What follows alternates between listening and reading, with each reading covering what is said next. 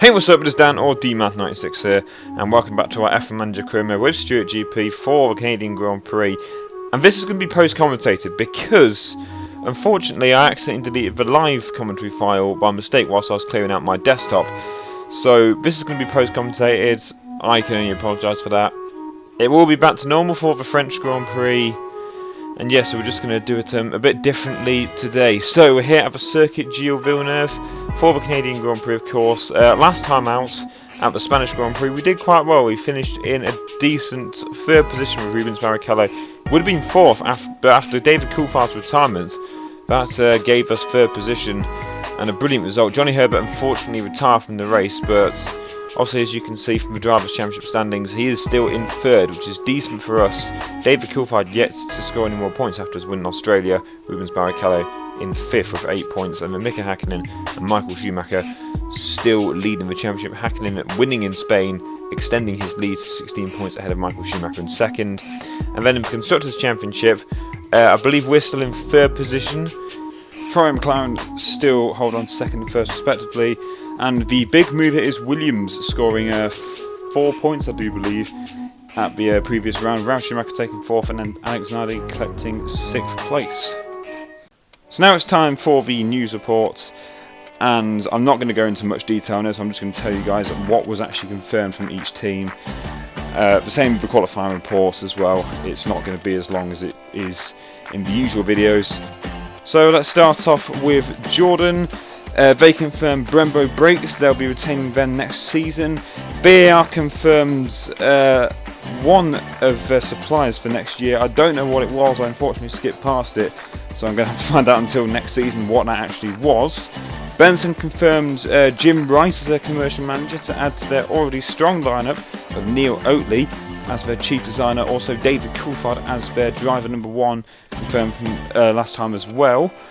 Minardi made a very interesting decision. They have got Nick Worth as their chief designer. So despite only having Gustav Brunner and Brembo brakes next year, they have signed a very, very good chief designer, Nick Worth from Benetton. So it looks like Minardi are going up in the world here. They could be one to watch out for in 2001. Next up is Sauber. They confirmed a new driver, and this is the 1996 World Champion Damon Hill. He is leaving the Jordan team, and surely that makes Heinz-Alf Frentzen the favourite to move to that driver one position for Jordan, which is very much open now that Damon Hill has gone to Sauber, and Frentzen and Barrichello will be a very, very strong lineup for the Jordan team next year. With Neil Oatley now moving to Benetton next year, McLaren had to make an announcement on their chief designer, and they have signed Mark Smith from Jordan, a great option instead of Neil Oatley, who's obviously, like I said earlier, moving to the Benetton team. Mark Smith is a very good chief designer, and he does build a very, very good chassis, so McLaren could still be ones to watch out for in 2001, as they will have Neil Oatley's chassis this year and next year, but in 2001 they will have a Mark Smith chassis. Prost made quite a lot of announcements. First off, Patrick Head as their new technical director from the Williams team. Now he is the third best in the game, so an excellent signing there for Alain Prost. They have also confirmed Pedro Della Rosa as their driver number 2 to partner up with Pedro Diniz, they signed earlier in the year. And to complete their driver lineup, Gaston Mazzacane is their test driver for next year. And they've also retained Peugeot engines. So Prost looking very good. It doesn't look likely that they'll get a good chief designer. I think Rory Burns is the only good one available right now. But it's still a promising driver lineup with Diniz and Della Rosa. They're still retaining on to Peugeot engines, which is good. And Patrick Head to the team could be a very nice addition. Arrow's also made quite a few announcements. As we know, they will be using their own engines next season, which isn't good for them because they are the worst engines in the game. But they have signed Gavin Fisher from the Williams team, who I think is the 4th or 5th best chief designer in the game. So a very, very good choice there from the Arrows team. And they've also signed Mika Salo as driver number 2. This, of course, replaces Takagi, who's off to Ferrari as a test driver next year. But a good signing as well for Arrows. Mika Salo is a very good driver, and obviously see return to Formula 1 for him next year after taking a year off after the 1998 season. And the last team to announce something for next year is Ferrari. Now they have signed some very interesting choices, which is why I've saved them till last. And we're going to start off with their personnel, and they have signed Andy Fleming and Rob Armstrong, which are, of course, as you know, our current chief designer and commercial manager. So obviously Rob Armstrong's not the best commercial manager in the game. Andy Fleming is a decent chief designer and he can make a good chassis, but obviously it's a big downgrade from their Rory Byrne chassis that they're using this year and they will use next year. So Ferrari looks like they're going slightly downhill. In 2001 I think they're probably going to have the fourth, maybe fifth quickest car in terms of chassis wise. But what is big is their driver number one. As we all know, Michael Schumacher has left the team to join the McLaren next year, so he's moving to Ferrari's current rival team, and Ferrari obviously need to look for a driver one, and they have done, and they thought, well, since Michael Schumacher's joining McLaren, why don't we sign their current driver number one in Mika Hakkinen? So the two best drivers in the game are staying in Formula 1 next year, and it is possible for them to leave, of course, and not even get a drive for next year. But Hakkinen and Schumacher will be in Formula 1 for the 2000 season, so it's not really going to be good for us. Obviously we haven't announced anything yet, but I doubt we were going to compete with them anyway. But I thought we could have at least take second in the championship, but with Schumacher at McLaren and Hakkinen at Ferrari, it's going to be very difficult next year. So that was the other team's announcements, and as promised at the end of the last episode, I did say that I will be announcing the personnel for the Stewart team for next year, and that is exactly what I'm going to be doing. So we're going to start off with our chief designer. Andy Fleming is our current chief designer. He's done very well for us this year, and as we all know, he's going to Ferrari next year. And I think you've probably figured out who I've actually got next year, and I'm going to reveal it now. We have Ferrari's current chief designer, Rory Byrne, for next season, and that is a brilliant move for us. Of course, he is one of the best designers in the game. Him and Neil Oakley are the best two. So that means that we're going to have a great chassis for 2001. Obviously, we'll still be using Andy Fleming's chassis next year. Rory Byrne will be developing the aero parts, making us a slight threat to Ferrari and McLaren. I doubt we'll be anywhere near them because they've still got very good drivers. Obviously, McLaren have terrible engines in Ford Zetecs. But we're going to see how it goes next year with Rory Byrne as our chief designer. And a brilliant signing that is, and it looks like we've just done a straight swap with Ferrari as they've signed Andy Fleming.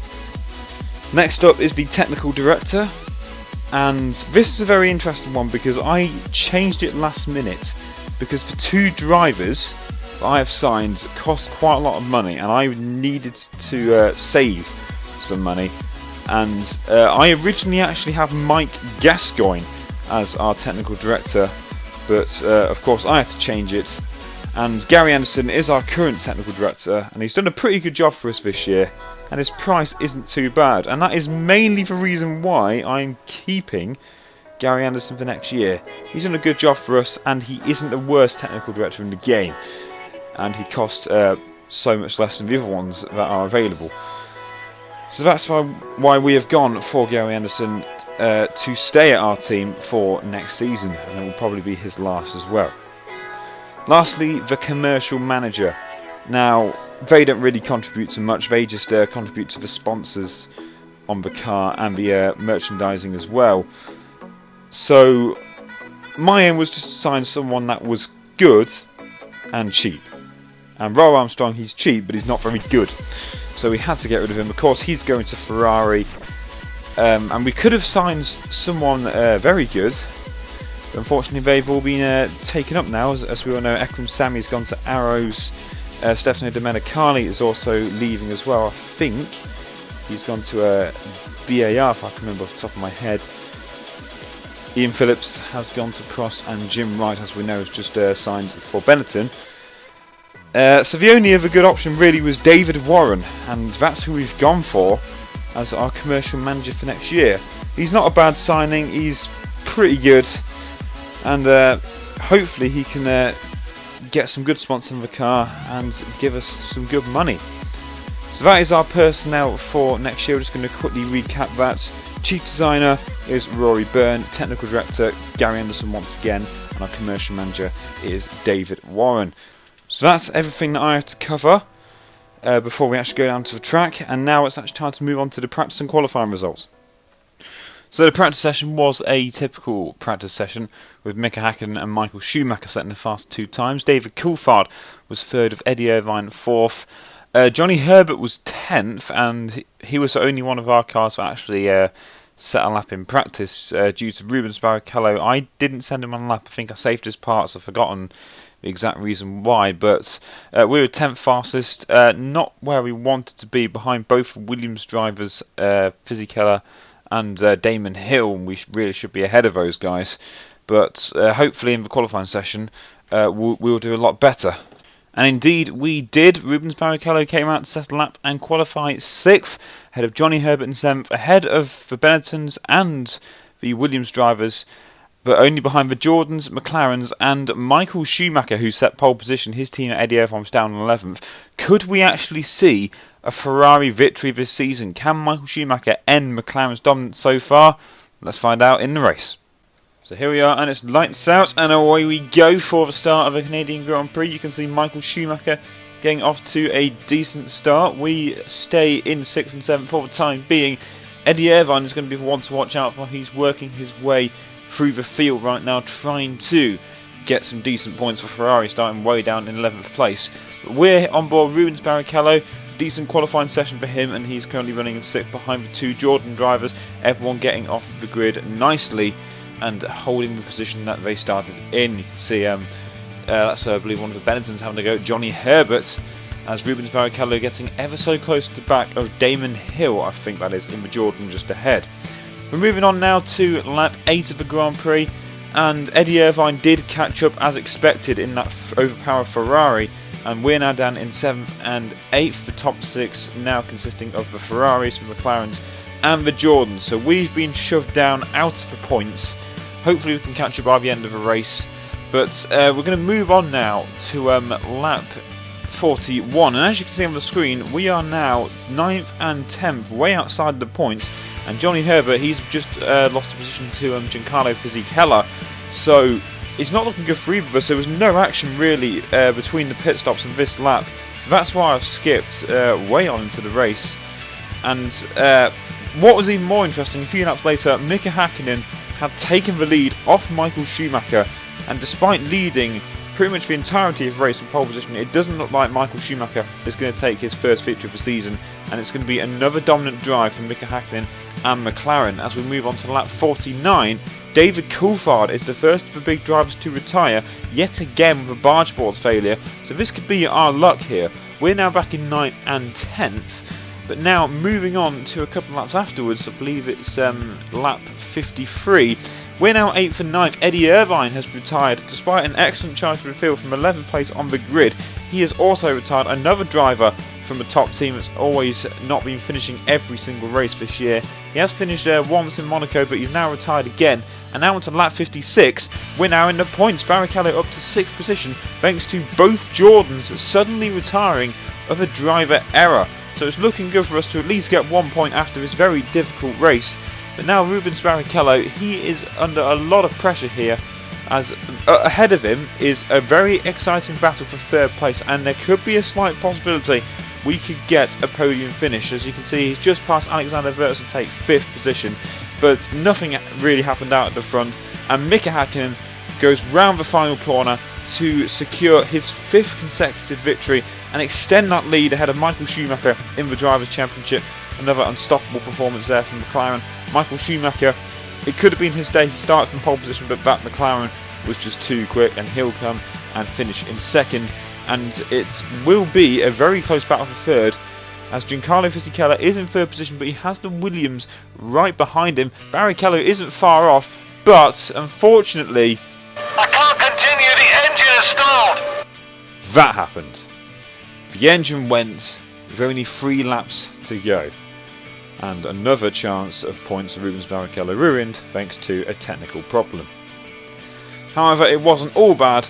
Alexander Wurz did retire later on in the race with only a few laps to go, and that allowed Johnny Herbert to move into 5th position and take the 2 points that Rubens Barrichello was originally going to get. Not the best weekend for us, considering we've had a couple of podium finishes so far this season. 5th place after a difficult race is decent, I'd say.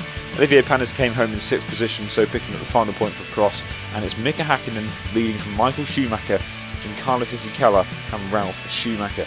So nothing much will be changing in the championship, I don't think. But several retirements yet again, only 8 finishes, and we had close point scorers in Pedro Del Rosa and Marc Gené just finishing outside of the points. So after the slightly interesting race, it's now time to move on to the Drivers' Championship standings, where Mika Hakkinen is now 20 points ahead of Michael Schumacher in 2nd. Johnny Herbert stays in 3rd position with David Coulthard in 4th, and Rubens Barrichello in 5th. Still got 6 drivers yet to score. The Jordan drivers dropping down. They've had another double retirement. Not good for them, especially if they want to keep up to us in the Constructors' battle. And in that championship, we're only 5 points behind Ferrari. Of course, they got more points than us this weekend. McLaren absolutely dominating us in front, 60 points to 31. And I think it's safe to say McLaren are probably going to win the Constructors' Championship this year, unless something happens to them. And in the Team Managers' Championship, again, nothing much changing. We stay in 1st with Alan Prost 2nd, Ron Dennis in 3rd, John Tott in 4th, and Frank Williams is still in last despite scoring points in the last 2 races. So that has been the Canadian Grand Prix. I'm so sorry that this video was a post-commentary. It will be live commentary for the next, which will be the French Grand Prix, so stay tuned to that. Hope you guys have enjoyed today's episode. If you have, please leave a like, comment down below, and subscribe if you're new to the channel. The next episode will be announcing our suppliers for next year. Until next time, guys, it's been DMath96, and I'll catch you guys later. You pull apart, side to side, and I know there's something between us with nothing inside. Nothing at all. You pull apart, side to side, and I know there's something between us.